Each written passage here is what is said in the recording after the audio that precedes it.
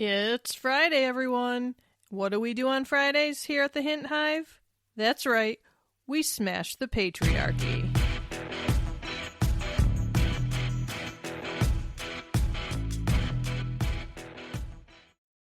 Hello, my favorite hive. Welcome back to the Hint Hive, Amplifying Women's Voices. I'm your host, Kelly Hint, aka your queen bee of this hive, psychotherapist, feminist life coach, and your partner in navigating this world while staying empowered, authentic, and unapologetically yourself. Today, we're zooming out and taking a global look at feminism, because sometimes when we talk about women's rights, gender equality, and feminist activism, we can accidentally become very focused on our own communities, our own countries, and our own experiences. But feminism is not just happening in one nation.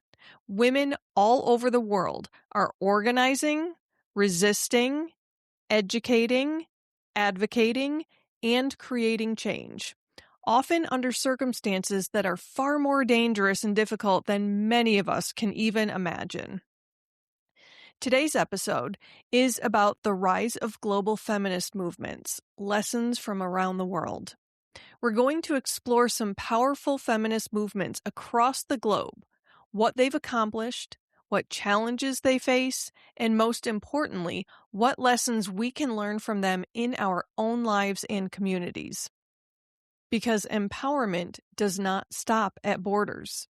And when women can learn from one another, we become unstoppable. So grab your coffee, your tea, energy drink, or whatever fuels your revolution, and let's get into it.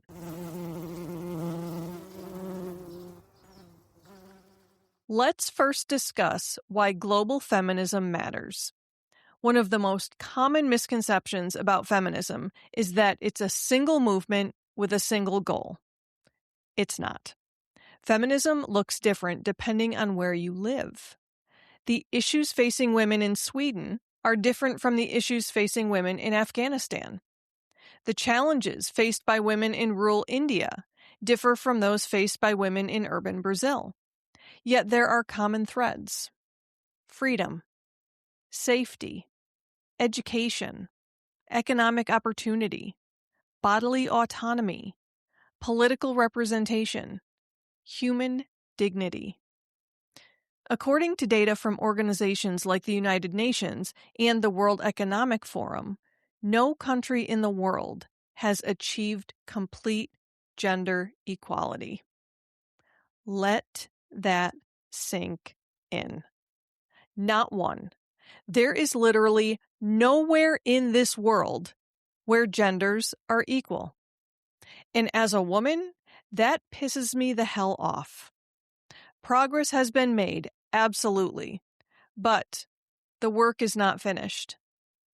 That's why learning from global feminist movements matters.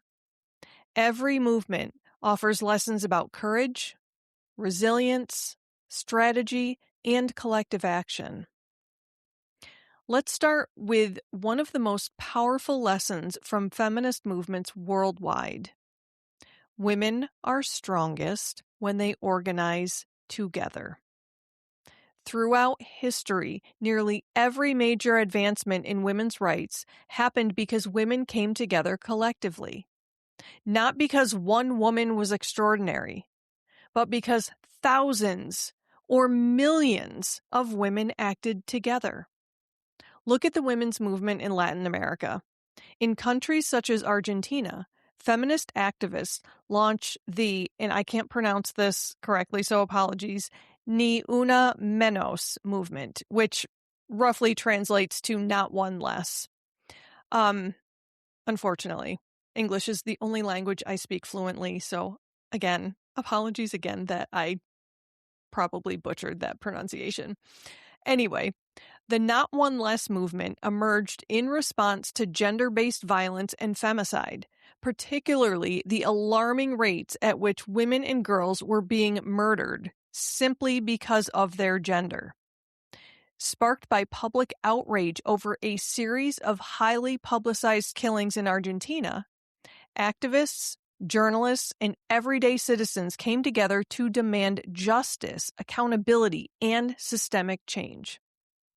The movement quickly grew beyond individual cases, drawing attention to broader issues such as domestic violence, sexual assault, inadequate legal protections, and the failure of institutions to protect women.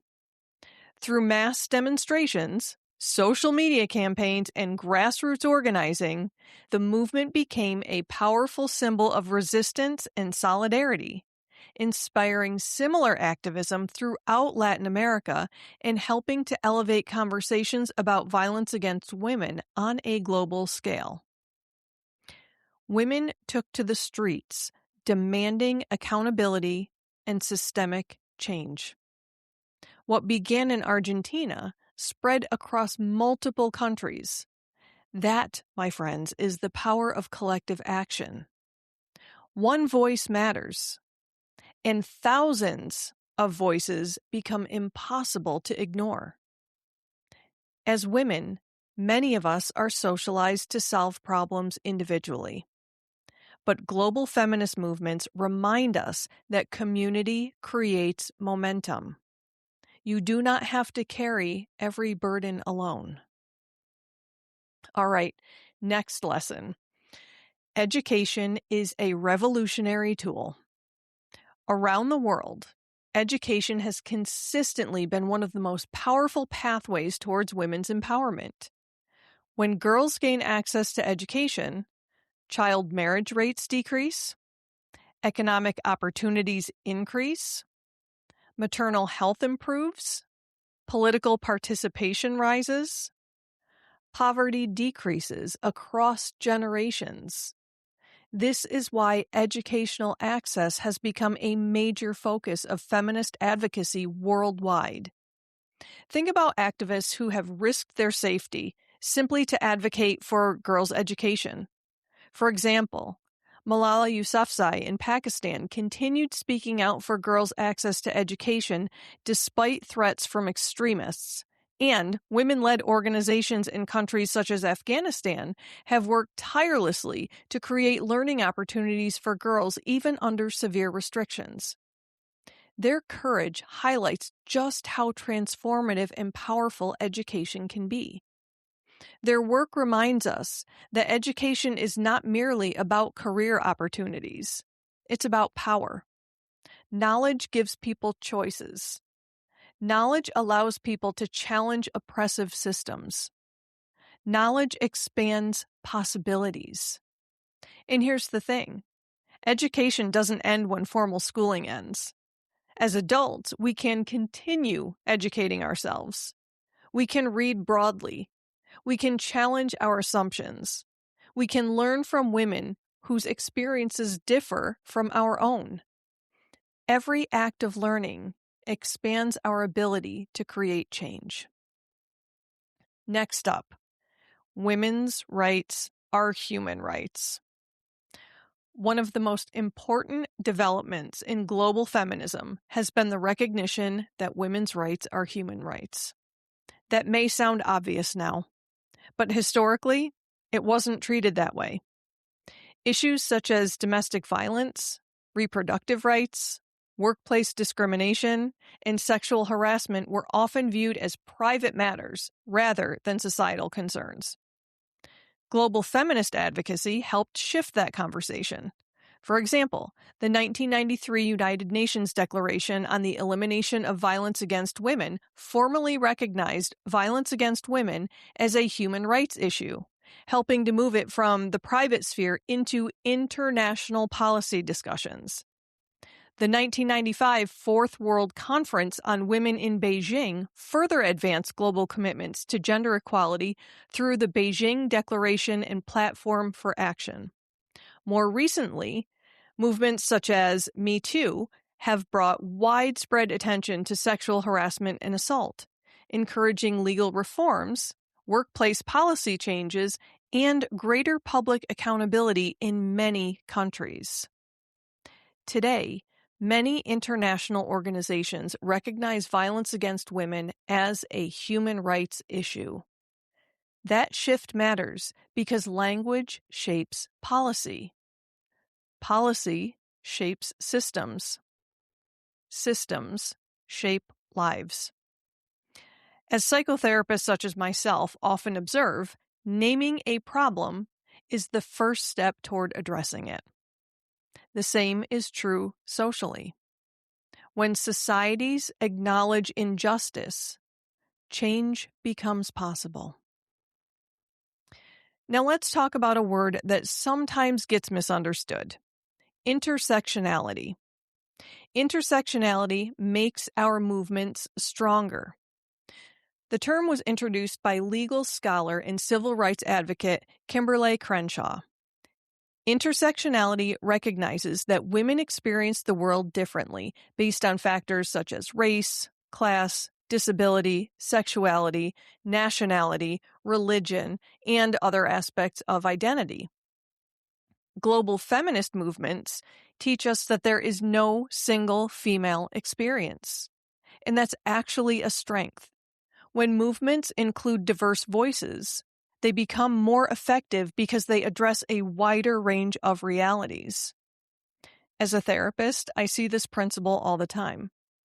People heal more effectively when their unique experiences are acknowledged rather than erased.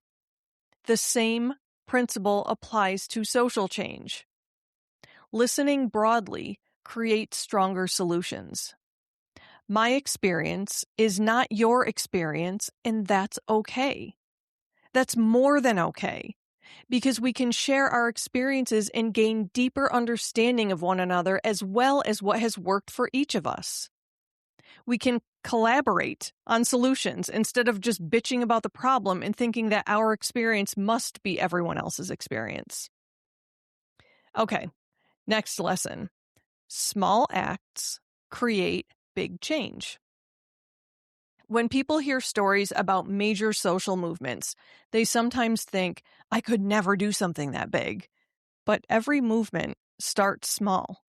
A conversation, a meeting, a social media post, a protest, a community group, a difficult question, a topic on a podcast, a woman deciding that she will no longer stay silent. Global feminist movements remind us that history is built from countless ordinary people doing extraordinary things repeatedly. For example, the women-led protests in Liberia during the early 2000s brought together thousands of ordinary women from different religious and social backgrounds who peacefully advocated for an end to civil war, helping to create momentum for peace negotiations and demonstrating how sustained grassroots action can influence national change. You don't have to lead a revolution tomorrow. You simply have to take the next right step. Now let's talk about what these movements teach us about psychology. As a therapist, one thing that fascinates me is the psychology behind collective empowerment. When women witness other women challenging oppression, something powerful happens. Psychologists call this social modeling. We see someone else doing something courageous, and our brain starts to believe, maybe I can do that too. Confidence spreads. Courage spreads. Hope spreads. This is one reason why representation matters so much. Every woman who speaks up creates permission for another woman to speak up. Every barrier broken becomes evidence that change is possible. And that ripple effect can cross generations and continents.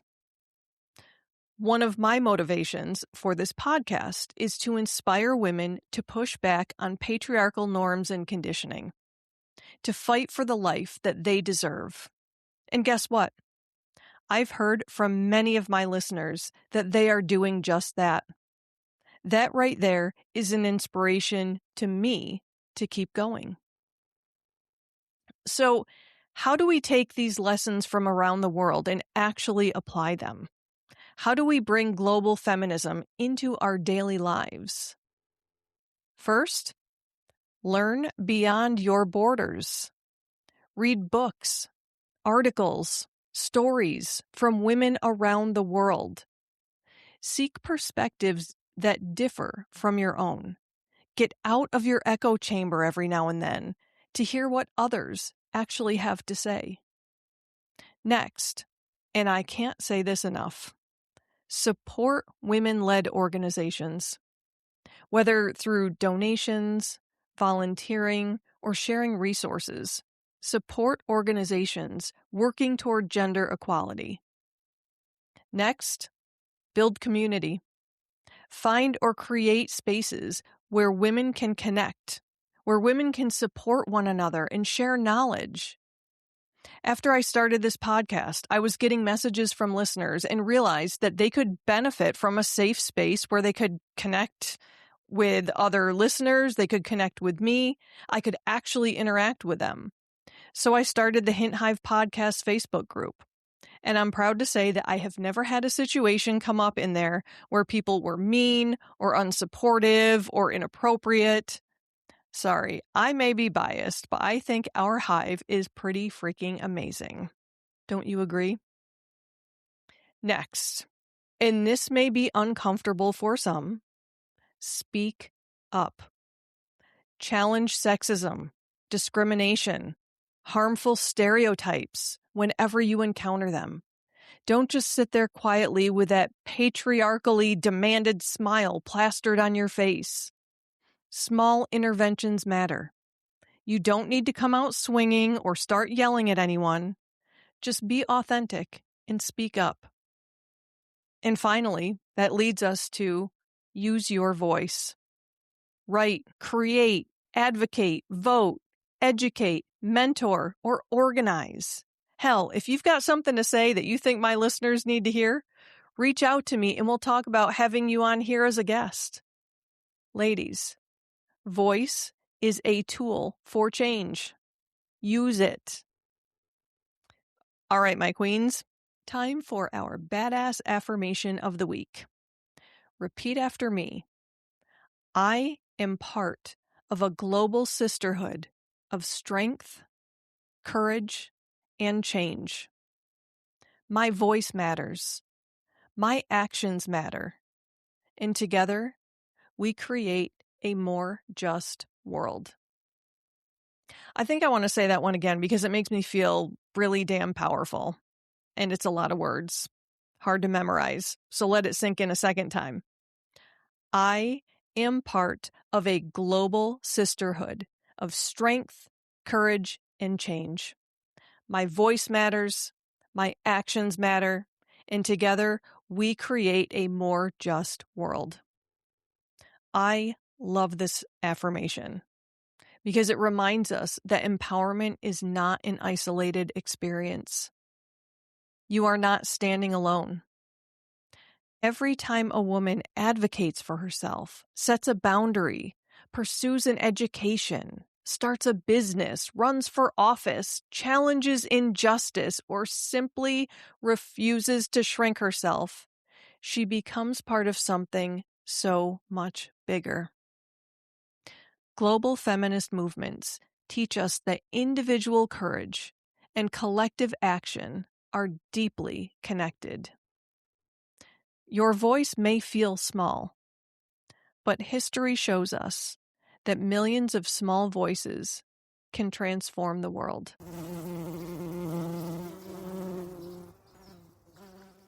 As we wrap up today's episode, I want you to remember something. Progress is rarely linear. Social change can feel frustratingly slow. There will always be setbacks. There will always be people who resist change. There will always be moments when the road ahead feels overwhelming. But when we look at feminist movements around the world, we see proof that change is possible. Women have expanded rights, transformed laws, challenged violence, increased access to education, entered leadership positions, and redefined what future generations can expect. Not because the path was easy, but because they kept going. The lesson isn't that empowerment happens overnight. The lesson is that persistence matters. Solidarity matters. Community matters. And your contribution matters. Never underestimate the impact of one woman who decides she will no longer stay silent. Ladies, if today's episode resonated with you, share it with a friend, sister, daughter, colleague, or fellow queen who could use this reminder of the incredible power of women working together. Make sure you're subscribed to the Hint Hive Amplifying Women's Voices so you never miss an episode. And I'd love to hear from you. What lesson from a global feminist movement inspired you the most? Join the conversation in our community. Leave a review. Share your thoughts. Until next time, keep speaking up, keep taking up space, keep supporting other women, and keep building the future that you want to see. I'm Kelly Hint, your queen bee of this most amazing hive, and I will see you next week.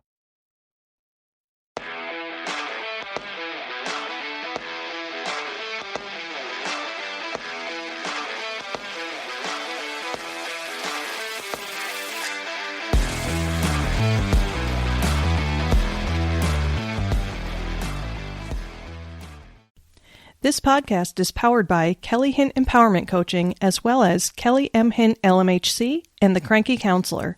To find out more about coaching services, head over to CoachKellyHint.com. If you'd like to know more about the psychotherapy services I offer to individuals within the state of New York, you can check out KellyMHint.com. And if you'd like to learn more about aromatherapy, you can check out TheCrankyCounselor.com.